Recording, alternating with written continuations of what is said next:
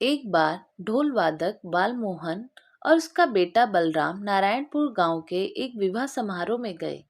विवाह समारोह के खत्म होने पर दोनों पिता पुत्र को ढेर सारे पैसे और कुछ सोने चांदी के आभूषण इनाम के रूप में मिले। इनाम लेकर दोनों खुशी खुशी अपने गांव लौटने लगे। दोनों एक छोटे जंगल को पार कर रहे थे कि बेटा बोला, पिताजी आज तो बहुत आनंद आ गया। आज तो मैंने जितना सोचा था उससे कई ज्यादा कमाई हो गई। इस पर पिता ने खुश होकर कहा, बेट बलराम, तुमने आज बहुत मन लगाकर ढोल बजाया था। यही कारण है कि आज समारोह में हम पर पैसे की वर्षा हुई है। जब दोनों जंगल के बीच रास्ते में पहुंचे, तब बालमोहन के बेटे ने अचानक तेज आवाज में ढोल बजाना शुरू कर दिया। बालमोहन ने कहा, अरे बलराम, तुम अभी यह क्या कर रहे हो? आप नहीं समझोगे पिताजी, आज मैं बहुत खुश हूँ। मेरी इच्छा बार बार जोर जोर से ढोल बजाने की हो रही है। लेकिन इतनी तेज आवाज में ना बजाओ। इस जंगल में डकैतों और लुटेरों का समूह रहता है। ढोल की तेज आवाज सुनकर वे यहीं आ जाएंगे। बालमोहन ने अपने बेटे को समझाते हुए कहा, आप बिल्कुल परेशान ना हो पिताजी, मैं अपने ढोल की तेज आवाज से उन्हें डराकर भगा दूंगा। बलराम ने हंसते हुए कहा। उधर जंगल में छिपकर बैठे एक लुटेरों के समूह ने ढोल की आवाज सुनी तो उन्हें लगा कोई राजा अपने दल के साथ शिकार खेलने आया है। कुछ मिनट बाद बालमोहन बोला, बलराम, अब तुम मान भी जाओ। जो धुन तुम लगातार बजा रहे हो, यह केवल एक ही बार बजाई जाती है। लेकिन बलराम कहाँ मानने वाला था। वह लगातार ढोल बजाता ही रहा। तुरंत ढोल बजाना बंद करो। तुम समझते क्यों नहीं? यदि लुटेरों ने ढोल की आवाज सुन ली तो? गुस्साते हुए बालमोहन ने बलराम से कहा, पिताजी, आप बेवजह ही इतना डर रहे हैं।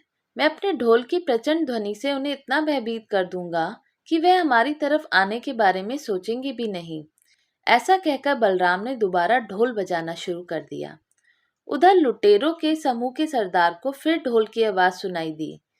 उसने आवाज सुनते ही अपने साथियों से कहा, साथियों, फिर वही धुन। इसका मतलब यहाँ कोई राजा शिकार खेलने नहीं आया। सरदार, मुझे तो लग रहा है किसी ने नया नया ढोल बजाना सीखा है और खूब धन कमाकर किसी समारोह से वापस जा रहा है। समूह के एक सदस्य ने अपनी राय बताई। तुम ठीक कह रहे हो, चलो हम इस ढोल वादक पर धावा बोल देते हैं। लुटेरों के सरदार ने अपने साथियों को आदेश देते हुए कहा। मात्र कुछ ही समय में लुटेरे ढोल वादक पिता पुत्र के पास पहुंच गए। उन दोनों के पास मोटी मोटी गठरियां देखकर लुटेरों का सरदार समझ गया कि इन्होंने आज ढेर सारा अनाज और धन प्राप्त किया है। इन दोनों से तुरंत छीन लो ये गठरियां, सरदार ने अपने साथियों को आदेश दिया। लुटेरों ने उन दोनों से उनके पास जो भी सामान था सब छीन लिया और उन्हें डंडे से मारकर वहां से भगा दिया। मैंने तुम्हें कई बार ढोल बजाने से मना किया था, पर तुमने मेरी बात बिल्कुल नहीं मानी। तुमने आज खुद ही अपने पैर पर कुल्हाड़ी मार ली है। बालमोहन ने अपने सिर पर हाथ पटकते हुए अपने बेटे से कहा, पिताजी, मुझे माफ कर दो। आज अधिक पैसे कमाने की खुशी में मुझसे बड़ी भूल हो गई है। मैं समझ गया कि बड़ों का कहा ना मानने का अंजाम हमेशा बुरा ही होता है। फिर दोनों पिता पुत्र मायूस होकर पछताते हुए अपने गांव की ओर चल पड़े। बड़े बुजुर्ग जो कहते हैं या सलाह देते हैं उसमें भलाई ही छिपी होती है। वे जो भी कहते हैं अपने अनुभव से कहते हैं। बलराम के पिता जंगल में ढोल बजाने के अंजाम को जानते थे।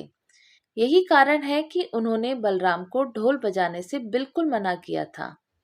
जो अपने बड़े बुजुर्गों की बात को नजरअंदाज करते हैं वे बाद में बहुत पछताते हैं। तो दोस्तों, आपको हमारी कहानी कैसी लगी? अच्छी लगी हो तो हमें कमेंट करके बताइएगा और चैनल पर नए हैं तो सब्सक्राइब जरूर कीजिएगा और बेल आइकन को भी दबाइएगा और वीडियो को लाइक एंड शेयर भी कीजिएगा। धन्यवाद।